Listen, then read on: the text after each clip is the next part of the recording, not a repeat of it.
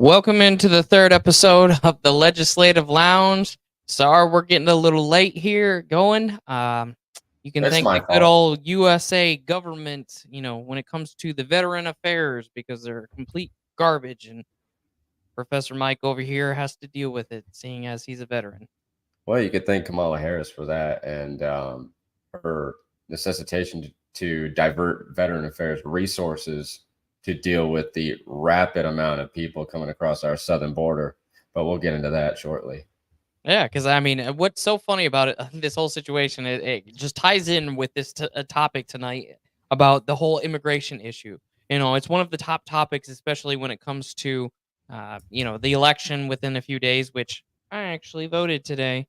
So if you're from Texas, a little plug, early voting, go do it, get out there and vote. But tonight we're going to be talking about one of the most controversial topics, which is immigration, right? A lot of the times we're seeing Americans go without, veterans go without. We have homeless, we have hungry people, we have everything from A to Z when it comes to situations of people that could use federal funding. However, it seems like our government has a love for individuals that are non-American that, even exceeds the American people that they actually serve. So a lot of what's going on right now is the fact that people are trying to uh, remove the fact, or I mean, move away from the fact that our federal fundings aren't actually going towards people that aren't even American citizens. And whose fault is that? Primarily Kamala Harris. And the reason being is because she was considered the border czar. We all know that Joe Biden is not going to be doing anything. He can't even pick his own flavor of ice cream right now. Mm-hmm. And I mean, a lot of people are like, there's back and forth about how Kamala Harris isn't the border czar. Yes, she is, and it's just all nonsense because in all reality, in March, what was it, March 14th or 24th, March 24th, 2021. 2021, there was a press conference that was literally held between Kamala Harris and Joe Biden. You can find the PDFs of the transcripts. You can see the videos where he literally delegates the responsibilities of handling the situation and going to these countries that are sending their people here. And yes, literally sending their people here, like Venezuela, and making sure that, hey, stop sending your people here. We've got our own issues. We've got a long line of immigration just in our normal process, let alone these illegals that keep flooding into our United States system of immigration. Now we're being completely flooded with people that we don't even know if they're, good people or not. Well, it's interesting you say that we have a long line of people just going through the legal process. We have a comment right here that just dropped of my buddy Eric, who legally immigrated here from Canada, spent thousands upon thousands of dollars just to get his green card. And we have millions of people just willy-nilly coming across the border, for the past 4 years, and nobody's doing anything about it. And they're getting all kinds of benefits that normal everyday American are not afforded. Absolutely. And it's nonsense to see these people talking about, she was never named the border czar and all this other jazz. And it's just like, you guys do know that there is documented proof of this, right? Like, that's what I just find absolutely insane, because you can literally go to whitehouse.gov and his remarks in regards to Biden and Vice President Harris in a meeting on immigration. And in this, they literally detail her duties in regards to taking over the situations. He even goes as far as telling people how she's perfect for this job. I wouldn't know anybody better to do this job. Blah blah blah. All this other nonsense. And then we also have a congressional record of this in House Resolution 1371. You Look at can that first literally see paragraph. in the very I mean, here we are, where literally in the first paragraph, it talks about her literally being the border czar. So this nonsense about she had no control over it, she had limited control over it. I mean, the story changes all the time, but in all reality, all she did was go to Guatemala and say, "Do not come. Do Well, not come." what's funny about this is the term border czar wasn't even conceived by anybody on the right. It was conceived by Barack Obama. Absolutely. And that's what I just the American people just live it so ignorantly that they just it's as if nothing is in their world is a reality, because like they live in, and I'll say this consistently every week, they live with their head in the sand. And then they always want to bring up, well, what about the bills that, Donald Trump had he shot down. He called all these Republicans and told them to shoot it down. And in all reality, there's so many things that's wrong with this, is the fact that not only is that bill, it's right here for those that do want to know what it is, S4361. This Yep. bill has been around for what, 6 months now? Yep. Not even. It came out in May. I mean, you can go right here and you can see it was introduced just back in May By from who? Christopher Murphy. Christopher Murphy, who is who? He is a Democrat from Connecticut. Connecticut. I want to do a little fact check on the Tim Walz. He said it was conceived by a conservative. I don't think this dude's a conservative. I don't think this dude's a Republican. Democrat out of Connecticut. No, I don't think so. And see, the problem is that here's another problem with it. So they're whining that he said he called people to get this, get this shot down. Now, for those that aren't familiar, this was a cloture vote. What a cloture vote is something that, where the Senate brings to the floor a bill that's been presented to see whether or not they actually want to officially vote on it for it to be passed, right? So a cloture vote does require 60%, or in this case, because there's 100 senators, that there should be 60 senators to vote for it. Then they said, well, all the Republicans, they voted against it. You got 50 of them that didn't. But my question is where's the other 7 Democrats? I mean, there's 7 Democrats that didn't even vote at all on it. Yep, So one of them being Bernie Sanders. Right. So it's like, I think Elizabeth Warren was another one. yeah, there was quite a few of them. And you go to Congress.gov and you can see all this, guys. And my question is like, if they're going to sit here and whine about the 50, well, where's the 7? Because they didn't even show full support on their side for this. But what's even funnier about this is the fact that there was a border bill presented by Representative Marco Diaz, who is a Republican out of Florida, 1 year prior to this. And what's even funnier about this, it gives everything that we need and more, and eliminates all the garbage that was in the S4361 that had to do with Israel, Ukraine, Taiwan, a bunch of other nonsense that was in that bill, and it passed the House already. So the question then becomes, what is the Senate doing? Well, what's interesting about this bill is, like you said, it does everything. In the first paragraph, what's it do? It says start construction of the border wall. And when you actually look into not just 4361, but when you look into HR 4828, which was the bill that Joe Biden introduced in 2021, all they want to do is just give a little bit of technology, a little bit of drone flying. They don't want to do anything to revamp the process for asylum. They don't want to do anything to ensure our Border Patrol can exercise their duties. They don't want to construct the wall. They don't want to, give benefits towards that border. It's quite amazing. HR2, like Nate said, was passed in May of 2023, and because it sat on Chuck Schumer's desk for so long, Ted Cruz actually reintroduced it as S2824. Same exact bill, just titled different. And Right. it still, to this day, sits on Chuck Schumer's desk, and it gives everything. It restructures the asylum process. When you apply for asylum, you're not released into the interior. You stay outside of the United States like you're supposed to. If you are found within the United States, you're immediately deported. Right. And it's charging our law enforcement, Customs and Border Patrol, ICE, with the ability to actually do their job. Right.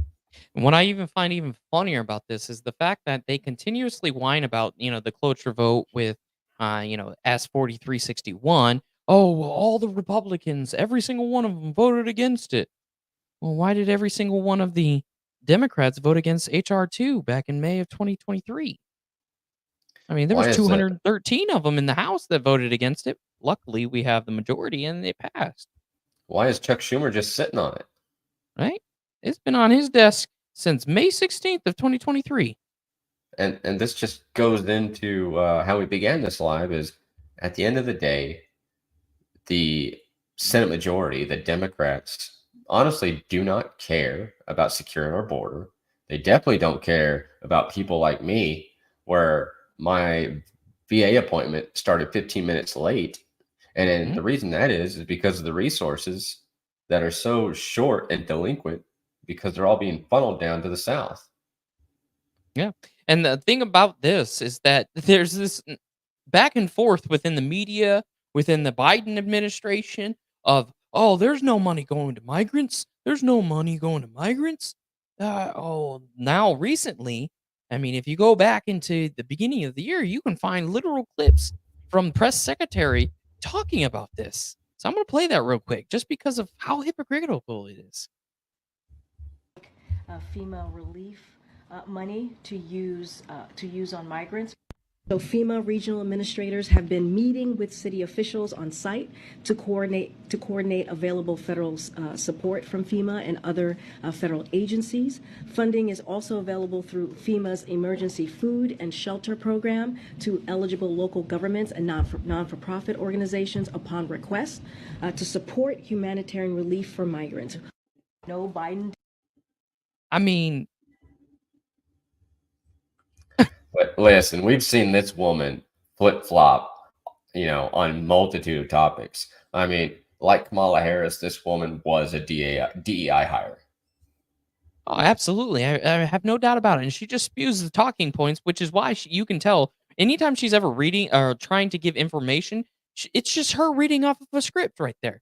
It's not her actually knowing this information. I have no doubt she has no idea what she says most of the time because just like this, 2 years apart, she says the complete opposite of what she said previously. It makes no sense. And then you get all of these news articles of them saying, "Oh, there's nothing going on. There's nothing going on as of recently." But if you go back to, several different places, including FEMA, you can see specifically where they're announcing that they're giving additional information or additional resources to communities of migrants. Yeah. I mean, if y'all are just listening, you're not watching. So we have a couple clips here, little clippings. FEMA, Department of Homeland Security, announces $380 million in additional funding to communities receiving migrants. FEMA awards $110 million to emergency food and shelter program to assist migrants. Department of Homeland Security announces distribution of more than $77 million in congressional funding for communities receiving migrants. Politico states that New York City to get $104.6 million for FEMA for asylum seekers.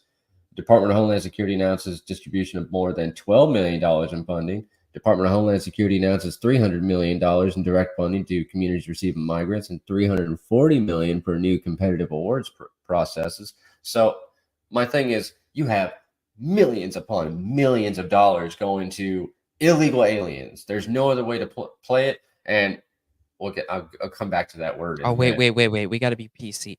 Asylum seekers. Oh, so they're not called that because when you look at S 4361, which was the bill that Joe Biden introduced, the first thing that they wanted to change was language. They wanted to change the phrase illegal alien to non-citizen.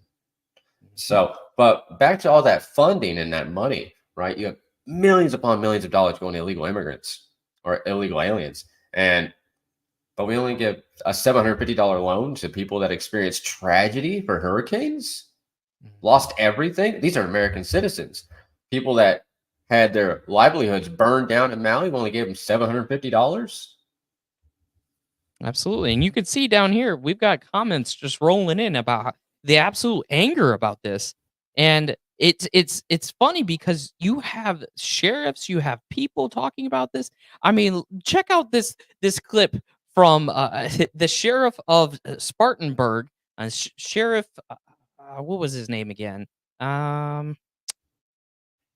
Chuck Wright. That's right. Sheriff Chuck Wright of Spartanburg. I'll say something about Biden and Harris. Yes, what were you going to say? Oh. But I don't like to curse. I'm scared there'll be little ears listening. But if you had a message for the White House and how they've handled the situation up here in North Carolina, what would your message be, Sheriff Wright? If you're going to do the things you've been talking about doing, we'd just send you stay out of the way and let the good men and women around the mountain area and the foothills take care of our own, because you're nothing more than a boat anchor. No help? FEMA hasn't been helpful? Wait a minute. That lady that's running for president talks about the $750. Well, but all that money you give to Ukraine and all these other people that really want to kill us, don't want to do anything to help us, why don't you just give that money to them? That's who you want to give it to begin with. And a lot of people have been turned down for the $750. Almost everybody I've spoken to hasn't received any of the funding, and they've been turned down for personal items. Well, they talked about get on your phone or your computer. Do you not see what the devastation is? They don't have a phone or a computer.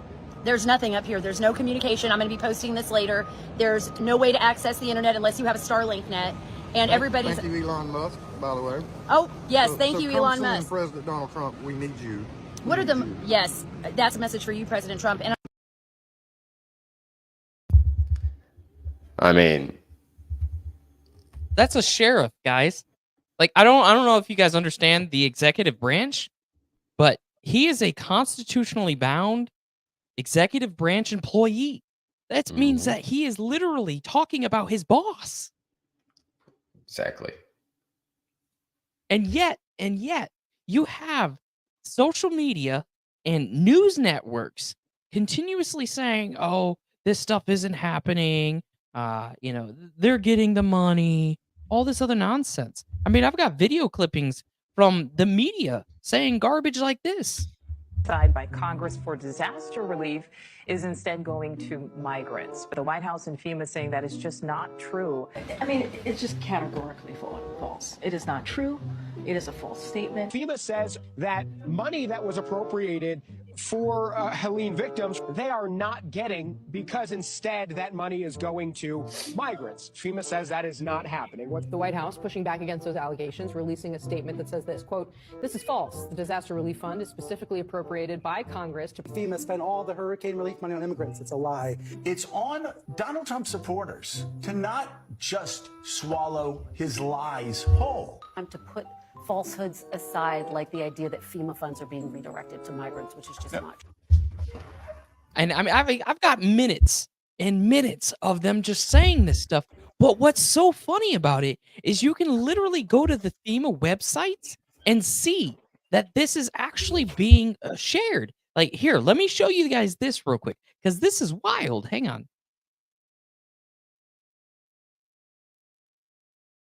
It is called the Shelter and Service Program. And you could see down here where they literally allot money specifically for non-citizen migrants following their release from the Department of Homeland Security. And you can find, even on DHS website, where money is being allotted for receiving migrants. And we can continuously go down the list of article after article talking about the emergency funds that are available, $300 million in grants in regards to the immigration processing. There's even an emergency food and shelter program, which is separate to the safety shelter program that was just mentioned. The program may also receive funding to award the National Board of Distribution to local services and in regards to humanitarian relief to families and individuals encountered by Department of Homeland Security. Well, Nathan, that doesn't say that's for immigrants. Who else is going to be encountered by Department of Homeland Security, Mike? I mean, we could see the flip flop throughout the years. I mean, even in the beginning, you had the news agencies referring to Kamala Harris as the border czar, and as we got closer to the election year, stuff started to change. You started to see narratives switch. You started to see these flip flops. Like, why the hesitation? Why allow all these things to happen? Why put so much money towards non-citizens? Why put so much money towards criminals? I mean, when it comes to, like I say, it's all over FEMA's website where it talks about the fiscal year 2024 award of $640.9 million that is specifically for non-citizen migrants, right? So the continuous lying by this administration, along with all of the news media, just shows that they don't care about what the American people are going through, especially those in North Carolina, Georgia, Tennessee, and the affected areas in Florida. And we all, I mean, they also tried to say, correct me if I'm wrong, they also tried to say that FEMA didn't have any money for those victims. Yes, and that's a whole nother issue because even Mike Johnson and those that know me and have been watching the show and just watch my TikToks know I do not care for Mike Johnson whatsoever. I think he's a spineless Republican. I think he's fake, everything about him. However, I gave him the benefit of the doubt. I told Nate, let's take a pause. We talked about this last time. I told Nate, let's take a pause. Let's, little tactical pause. Actually assess. Give him the benefit of the doubt. Let's see what he does as speaker. I'm with Nate. He's a spineless and I was right, coward. wasn't I, Mike? Yeah, you're right. I said it before they even made him Speaker of the House. I was like, y'all, this is McCarthy, just younger. It's the same guy. And guess what? However, in this particular instance, he actually did something of worth. But now FEMA and the Biden administration are trying to act as if it didn't happen. Mike Johnson came out I think it was last week, at the beginning of the week, he came out, went on to the news, and told everybody, hey, before our summer recess of Congress, we allotted $20 billion to FEMA just a day before Helene hit. And here it is. 2%? 2%? Bluetooth connected. Bluetooth connected. Yeah, and of that, only 2% of so that's $19.6 billion that's unaccounted for. And just to prove my point, here's Mike Johnson saying himself. Day before Hurricane Helene made landfall in Florida and then went up through the states and wound up in Senator Tillis's state of North Carolina, Congress appropriated $20 billion additional dollars to FEMA so that they would have the necessary resources to address immediate needs. And so we put that into the coffers. I just checked, Margaret, as of this morning, less than 2% of that funding has actually been distributed, right around 2% of it. So we need FEMA to do its job. Those funds, that money is provided so that storm victims can have the immediate necessities met. And yet they're not. So where's the other 19.6 billion, Mike? I know where it's going. Do you know where it's going? Oh, I have an idea. I mean, where else would it be going? Because obviously it's not being used for disaster relief. I know exactly what it's being used for. It's being funneled down to the southern border to facilitate the continued survival of the Democrats' new voter base, if you catch my drift. Oh, absolutely.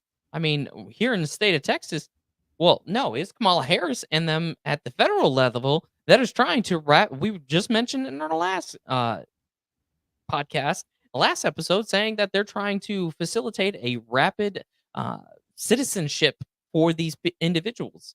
Yeah, they actually came out and said that citizenship applications have been approved at a level that they've never seen before. And there's also, like, we went through it last episode about the intricacies of voting and registration and whatnot.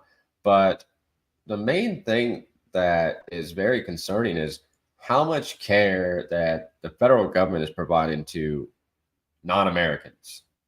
And yet we're left out in the cold, without a roof, without food. And what's funny about that $750 FEMA money, right? It's a loan. These people have to pay it back. They also have to be approved for it because you have to apply. And how are these people who just experienced a hurricane without power, without internet for a long period of time, supposed to apply for relief when they don't have power? Absolutely. Thank God for Elon Musk and providing the Starlinks so that way they at least have some kind of access to it. Right? I mean, we've got countries like Ukraine receiving nearly, what is it? I don't even know what the number is now. I think it's close to over $200 billion of our well assets. over that. Oh, I bet.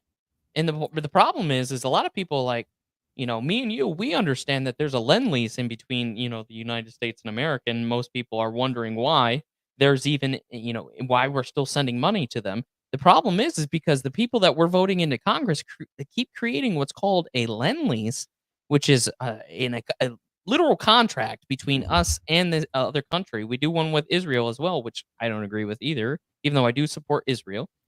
The problem is that's unconstitutional on its face. Exactly. I believe it's Article 1, Section 10. The federal government's not supposed to make contracts with foreign entities without state approval.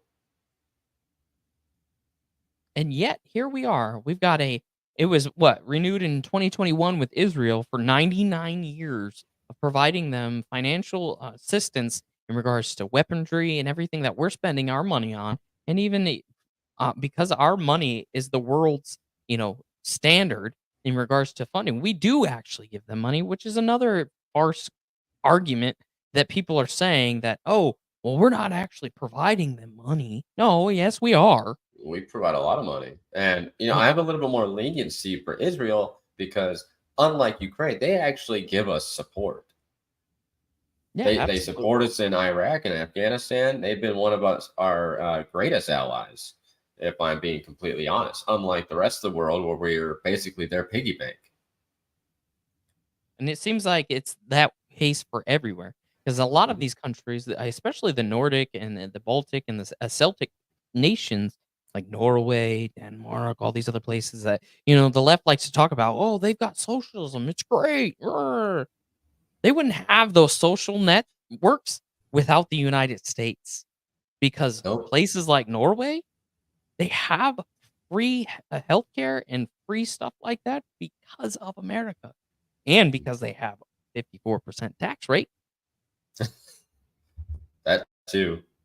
And yeah, we'll talk taxes at another episode. Absolutely. And it's just I'm trying to get people to realize that America first, yes, that's Donald Trump's slogan, and if you don't want to vote for him, fine, whatever. But the thing is you need to start paying attention to which candidate actually is for you. Like, stop looking at somebody's personality or the social issues that they back, because first of all, presidents can't do anything about social issues. They can have a loud mouth about it, and that's it. They have no influence over Congress. They have no influence over the Supreme Court when it comes to those things. As far as, the slogan America First was not Donald Trump. Actually, I believe, and it's pretty self-evident, that America First was a founder's concept because they wanted to put their country first. They wanted to put their people first. They started a revolution over taxes. Mm-hmm. And what was it, a 2% T-tax? 3% T-tax, excuse me. Like, they were America First. And it wasn't until the late 1800s, early 1900s that bureaucrats started delving outside of the United States and started forgetting about Americans. And Miss Blue Whiplash couldn't have said it any better. It should be about policies only, especially when you're going to vote for president. Because what is it? You'll hear us tear up policies all the time, whether you're left, right, red, or blue. Mm-hmm. I mean, we are very critical. Very critical. I mean, I don't. Yes, we do lean a specific way on this podcast, and we'll never change. I don't care if we blow up and people want us to change. That's not going to happen, because in all reality, I will sit here and I will call out a Republican. Well, just wait, stick around a little bit. You'll hear me calling out Mike Johnson consistently. But You're gonna hear me. It's not just them. Like even on other platforms of social media, even on TikTok, you and I we actually have more fun calling out the Republicans because, it's about holding ourselves accountable. Absolutely. I mean, if we're gonna sit here and we're gonna chastise Democrats for the garbage, because even last night I was in a live on TikTok and the gentleman was adamant about voting for Democrats and voting for Kamala Harris. Yet he was conceding to everything that I said. He said, "Oh yeah, from a social standpoint, I'm gonna vote for I vote for Democrats." But when it comes to a fiscal, which is funny because we always call it being fiscally conservative, pretty much everybody is. Now, if you guys would just understand that that's the only thing you should be voting for when it comes to Congress and the president, then the whole world would be right. Exactly. And this is where logic and reason comes into play. People need to sideline their emotions because we've been tailored to be an emotionally responsive society instead of a logically consistent society, an analytical society. And it's evident with the knowledge base, and we see it all over social media and how people understand things. I mean, you have college kids, people in higher degrees of education that don't understand the Constitution, which is written at an 8th grade level, and it's just saddening. Just to add to that point, I'll let you finish. I mean, you got high school kids that can't even read. Yeah, it's crazy. So in the 1950s, the illiteracy rate, so people that couldn't read or couldn't write, was less than 4% in America as a whole. It's 2024. We're more technologically advanced than ever before in more than majority of the world. It's 2024, and the illiteracy rate is above 21%. That is unacceptable. And it's not going to get any better with the illegals coming in and getting access to all our opportunities when it comes to schooling and whatnot as well. Because first of all, they can't even speak our language most of the time. Which is a part of the assimilation process. When you go through the legal channels of immigration, you're supposed to learn English. English is the language in America. I mean, you can say that's racist all you want. We don't care. First of all, race has coming from somebody like me. I'm a mixed individual. That stuff doesn't fly here with me, guys. It is what it is. Here in America, our official language is English. If you don't like it, go somewhere else where they speak something else. It is what it is. Because go ahead, Mike. Oh, what's funny is, and as well as I do, every person that comes into this country legally, that goes through the process, that learns civics. Yes, they're required to learn civics during the naturalization process. They take the classes. They take English classes. They love America. They love the values. And all those people that immigrate legally end up being conservative. They end up voting for Republican policies more often than not. And the illegal immigrants know the Constitution better than our high schoolers and college kids and our adults. Just to verify what you just said, I was actually in line for forever today. It seemed like I was like over an hour. I was standing in line to vote because early voting started here in Texas, as I said at the beginning. And there was two individuals that I was talking to. One of them, I believe both of them were immigrants, but you could absolutely tell that the one guy was. I believe he said he was from Nigeria originally, and he said that he was just going over everything in regards to the whole immigration process and what's been going on here in Texas, because we have one of the largest influx of illegal migration here and asylum seekers going on right here, and he's sick of it. Like, I mean, and what's so funny about it is that he knew so much about our election process and our civics in general, but yet you've got Americans out here that don't. That's largely attributed to the Department of Education. You have curriculums and standardized testing that just do not prepare the next generation for what really matters. And we can turn that into a whole nother episode as well, because I can't wait. I was just talking to a teacher last night in that same live that I was talking about. He was a Democrat too, and I was like, I bet you anything I can get us to agree on one thing at least. And I said, when it comes to the federal department, the primary thing they do is they provide standardized testing. And I promise you, everybody, no matter their political affiliation, can agree that it's absolute garbage and it's only hurting our kids. And he's like, absolutely, 100% behind you on that. I was like, I know. That's why the Department of Education is absolutely worthless. Correct. And like I already said, it's evident in the illiteracy rate. And like I said, we see it all over social media. Just common facts about history, the Constitution, common facts about the election. I mean, there's some people that don't even know who the president is. I mean, most people don't right now either. I mean, let's be real. None of us know who the freaking president is right now. Is it Jill Biden? I mean, it's supposed to be, supposedly. Is it Jill or Joe? Yeah.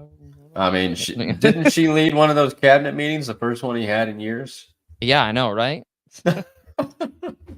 But to put this all into one big perspective for people, when it comes to immigration, when you go to the polls, either starting today or if you win already, depending on the state, or if you're going to go on November 5th, remember that these people do not care about American citizens. They don't care if you're a veteran. They don't care if you're homeless. They don't care if you're a hungry child. They don't care. Because what they're doing is they're taking your tax dollars and they're allotting it to people that aren't even from here, that are not benefiting our system, that are mooching off of everything we have to offer. And they want everything you got, and they're going to do anything they can to get it. Remember that when you go into the booth. Yeah, I mean, there's no time like the present to vote for what actually matters. And when you're in that voting booth and you're looking at the two candidates between Trump and Kamala Harris, just think about your standing between 8 years ago and now. Not so much when the pandemic hit, but everything prior to it, and then at the end right there when everything started to normalize. And then think about these past 4 years. Think about where you sat. Who are you better on? So it's time for us to head out. So if you haven't already, please follow us. Follow the Legislative Lounge on YouTube, Facebook, Instagram, TikTok, Rumble, Patreon, and Twitch. We'll see you next time. But one last second, because when it comes to the next topic, I want to preface this because Mike knows what I'm about to say. I absolutely hate this topic because it's such a circular comment or a circular conversation, but it's one of the hot topics. So come back on Friday at 6 p.m. We are moving to 6 p.m. on Fridays Central Time, and we're going to be talking about abortion. I love abortion. I want to federally ban it. And we are going. And what's funny about it, why you want to come back, is actually me and Mike actually do have differing opinions on it. So come back 6 p.m. Friday. We'll see you guys next time.